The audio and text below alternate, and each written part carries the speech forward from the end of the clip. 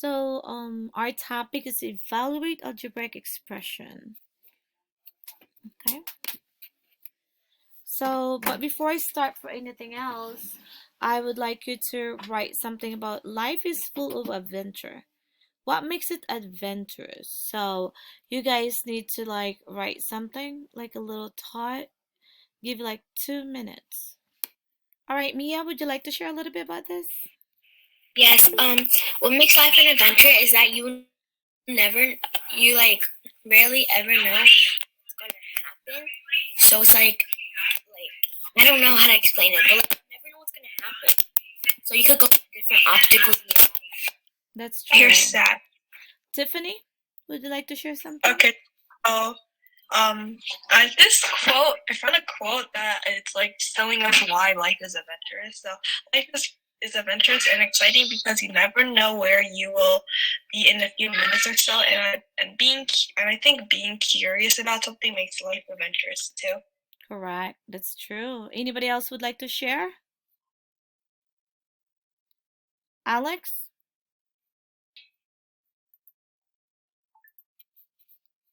No? Antonia? Mansi?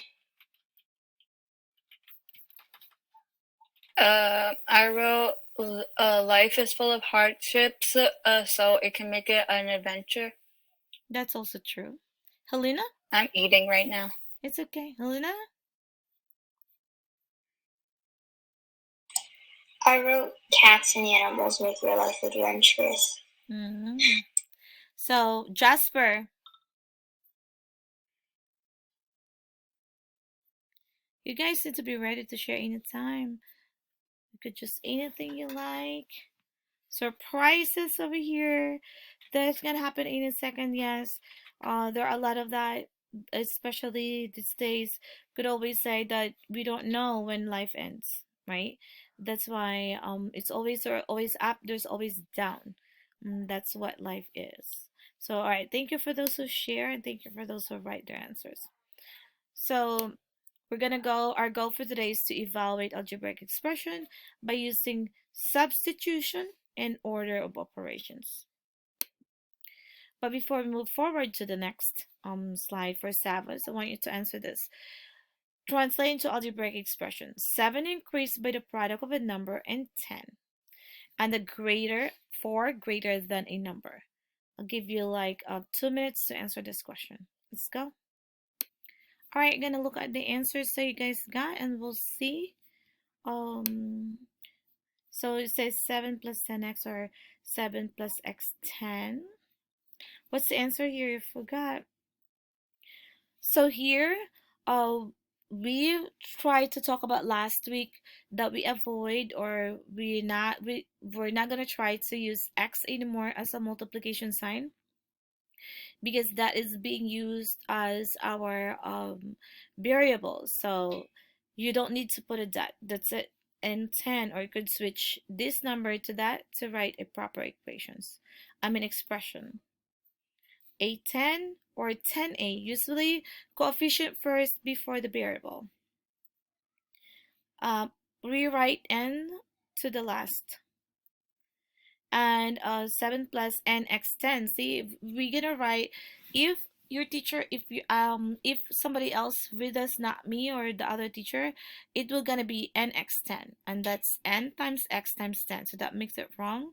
So we avoid that when we put this n to the end. All right, we don't, this is a good one. You have a parenthesis over here, right? You don't really need a parenthesis because we already know that's 10y. It's together. It's one term. So parenthesis is not necessary for this.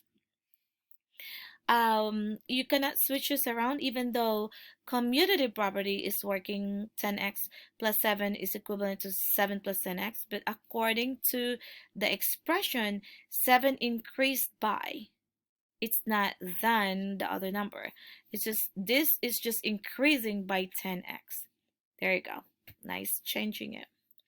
So here, 7 plus 10y. You don't need a dot. You could eliminate the dot. A variable and a number together means multiply, so you don't really have to write that. So 7 plus 10x. There you go. Let's look back again to the expressions they have. So 4 greater than a number. Since we have the word than, right? Since we have the word than, we're comparing the second term and the first term together. So 4 is greater than what? Than a number. So it should be the other way around. You should switch this because you're comparing the first term based on the first, this greater 4, your first term in your statement, to the last term in your words. But when you write it in the algebraic expression, this should go first before that because of the comparison. Let's look over here. So here it's n plus 4 because let's say 4 greater than, so greater than that number. So that's why it's greater than that number. You're comparing it. All right. So whoever did this one, this is the right way of answering the two now that we have. Okay. So very nice and neat. 10n. You don't need to put a dot, a parentheses. 10n is also equivalent to 10 times n. And just remember this part. Okay. Right. Moving along. Unless you have a question. Based on my other classes, we still need to work on this what do you call that? I'm a bit got Yeah. about Your audio is the cutting off a little lessons, bit. so I'm a bit confused again. Say again, Tiffany. I'm a bit confused because I forgot about this. Don't worry. This week that will be our do nows all the time. So we're gonna go back to that. So don't worry about it. I'm gonna go back to it until we are all okay. So, but today we'll see a little bit of how do we evaluate algebraic expression. Our goal is to evaluate algebraic expression by using substitution and orders of operation. Substitute means to change the value of the variable. And of course, you know what order operation is. I just gonna use this. Let's go. Let's watch what it says.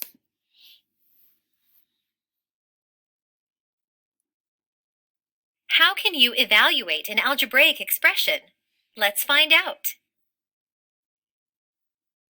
Eric collects miniature cars. He has one large case that has 20 cars. He also has 3 same-size smaller cases filled with cars. Let n equal the number of cars in each smaller case. Remember, a variable can represent an unknown number or any number in a set of data.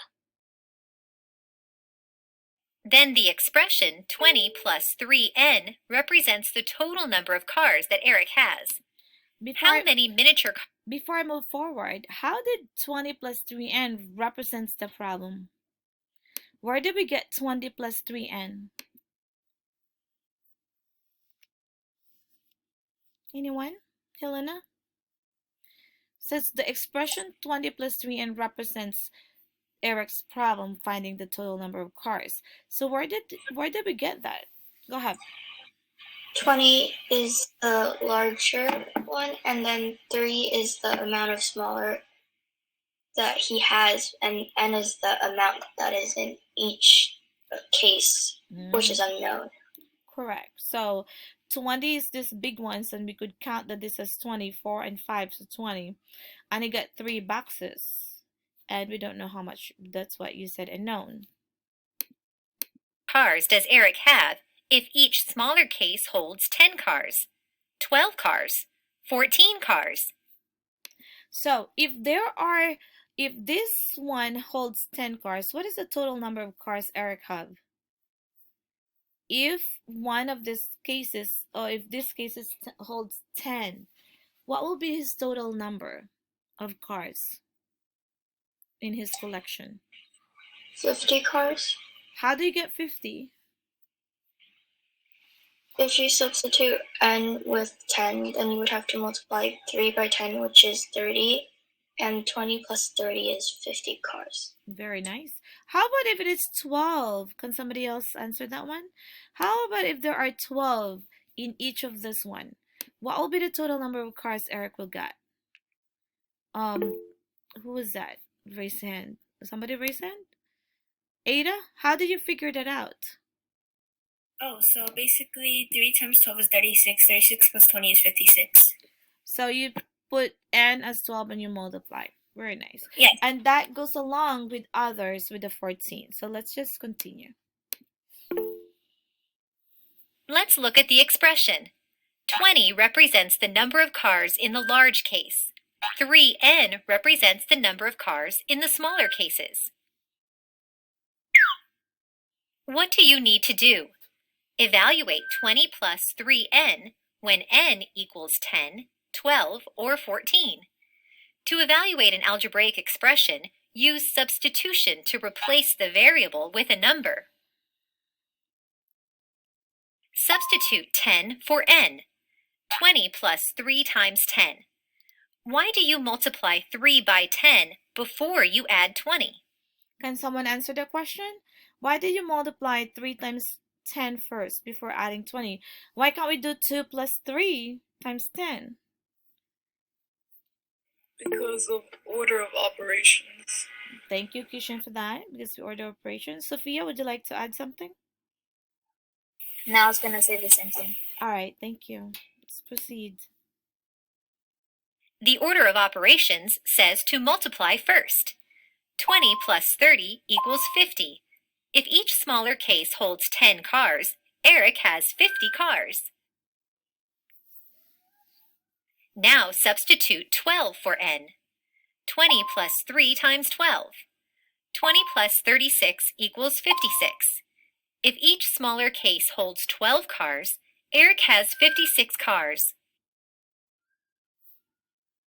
And finally, substitute 14 for n. 20 plus 3 times 14. 20 plus 42 equals 62. If each smaller case holds 14 cars, Eric has 62 cars. Tiffany, did the explanation make it clear for you? It does. All right. Each evaluation of the expression is the same because 3 is multiplied by a number and then 20 is added to that product. How is each evaluation of the expression different? The value substituted for the variable changes, so 3 is multiplied by a different number each time. The table summarizes the values of 20 plus 3n for each number of cars. Do you know what the numbers in the second column represent? What is the number in the second column, Ada? It's saying that if n is a certain number, it'll equal to that. So what does this 50, 56, and 62 represents now? Like, what do you mean? So it's asked as, what does this last column represents? The 50, 56, and 62, what are those?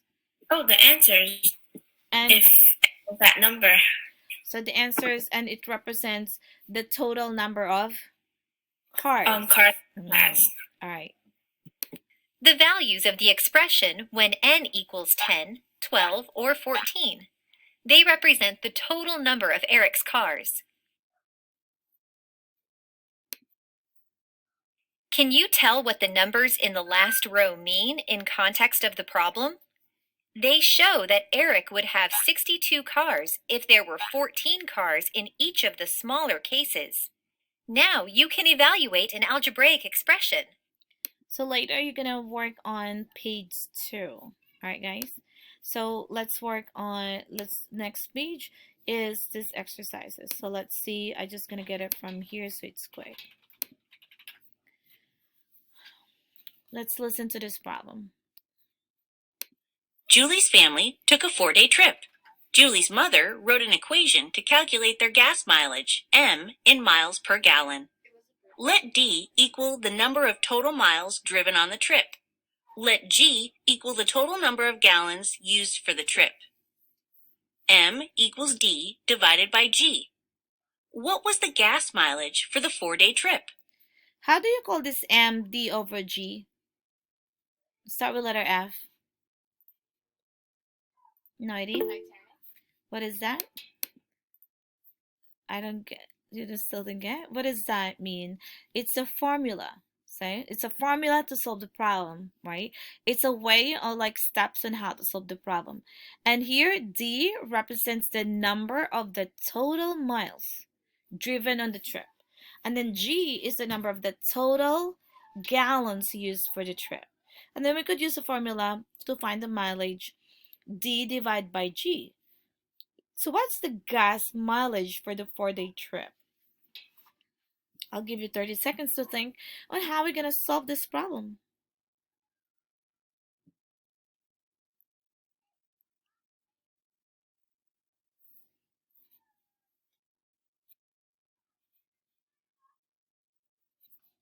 All right. So any idea what's the first step we should be doing? It says, again, the D is the number of the total miles driven, and the G is the total number of gallons used. So what will be the first step we should be using, or we should do to solve this problem to find the gas mileage for the 4-day trip? Sophia, any idea?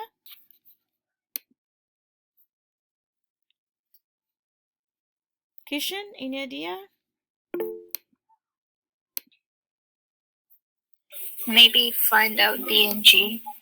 Yes, very nice, Sophia. Find out the D and find out the G. So what will be the D? It says it's the number of the total miles driven. So what will I do to find that? Photo. Kishan, what was it? Look at the information provided. So here, based on this table, day one, there are in the day one in this table says miles driven is 476 miles and the gallon used for gas is 15. And day two, they were able to drive all the way to 439 miles away and uses 13.5 gallons. Day three, 382 miles and uses 15.4 gallons of gas. And day four, they were able to ride 263 and uses 16.1 gallons of gas. So, with that said, what will we do first again? Tiffany, you have an idea? E can be the day of the trip, which is 4. So you just divide the miles driven each day and the gallons of gas used, I guess. You could do that. You could also do that. You divide each gallon and add it up together. But there is another way. Kishan, what you're thinking?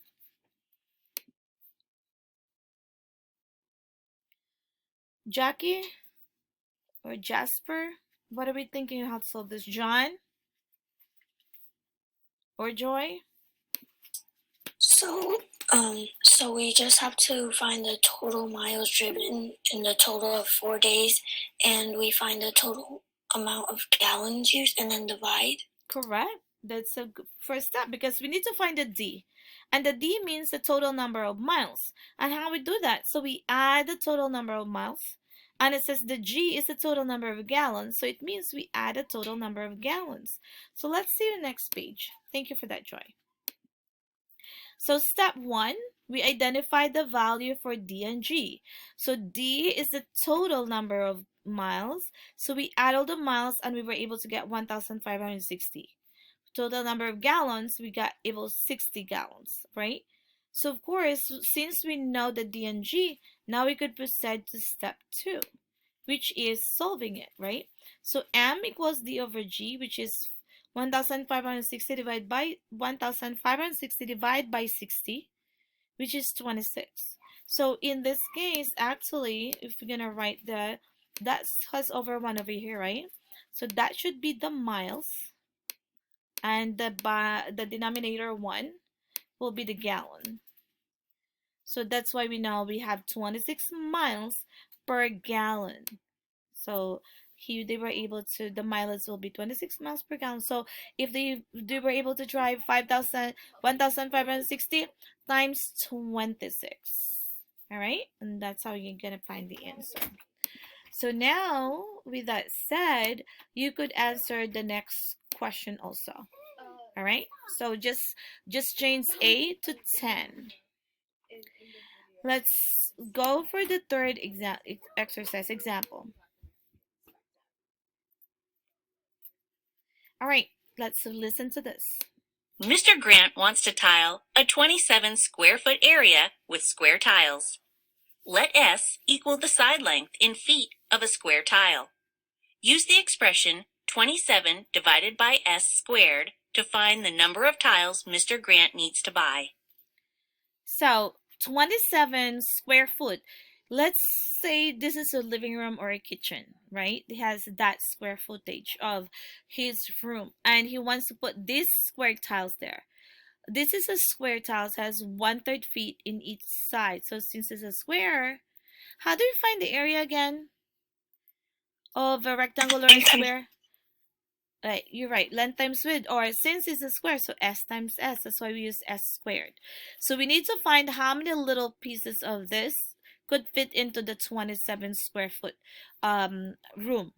So 27 divided by 1/3 times 1/3, because S squared is S times S. So substitute 1/3 for S, and then we simplify that. That becomes 1/9. So then we're gonna find. We divide it by getting the reciprocal, right? Multiply the reciprocal of 1/9 is 9. So now that becomes 27 times 9 divided by 1. That gives you 243. That means Mr. Grant will be able to buy, or needs to buy, 243 tiles. These little tiles, 1/3 by 1/3, to fit in his 27 square foot space. All right? And the challenge for you is, what if it's 3/4 feet this time? Okay. All right. So that will be your activity in Sabbath. But before I let you go to Sabbath, I want to go back a little bit on this one. Let's just make a quick talk. You don't need to write. Let's just talk about this. So I want you to evaluate the algebraic expression. Let's say the first one, 3x. Let x be 5, y is 2, and z is 4. What would be 3x if you want to evaluate that? Joy? It would be equal to 15. How do you get 15? Because if the x will be substituted for 5, that means we're doing 3 times 5. Okay, that's good. Next one, Sophia. X plus 3. What will be the value? Sophia? 8. How do you get 8? Because x equals 5 and 5 plus 3 is 8. Very nice. Next one, Tiffany. 6x minus 8. We're doing mental math now. Come on. Tiff? Because it's like x is 5, 6 times 5 is 30, and 30 minus 8 is 22. That's good. Next one, can we get who could I ask? Megan? Would you like to do this part? Or any volunteer at this time? For x plus 3y. So since it is a combination, what will it be? Who just like willing to share, so we don't have that much time? So they're gonna be Kishan, how do we get the answer? Ada, how do we get the answer? 4 times what? 4 times 1 times 5 is 20, and then 3 times 2 is 6. So added together it's 26. Yes. Yes. 20. That's correct. Ada, do the next one. So we got x, y, z. This means x times y times z. So if our x is 5, we multiply it to the y, which is 2, and we multiply it to the z, which is 4. So if you could see that they are just next to each other without addition or multiplication, without addition or subtraction sign, Ada said the total is 40. Who could try the last one? Joy, you would like to try the last one? Okay, sure. Go ahead. So it first says 6x, and if x is equal to 5, 6 times 5 would be 30, and then we divide it by 10, and that will give us an answer of 3. That's correct. Anybody would like to ask questions for this scholars that I have who shared to us today? So we're good? We're good? All right. So if you guys have no question, I want you to go to your Google Classroom and work on that syllabus assignment that I have for you. So the details will be there. I think it will just be the exercise 1, 2, and 3, and you have the number 2, all the number 2, and I think I added the quiz, the 5 question there. Question. All right, try to work on that, and if you really have confusion on those questions, just let me know and we'll work together. All right? Okay. Good luck, guys. Work on it.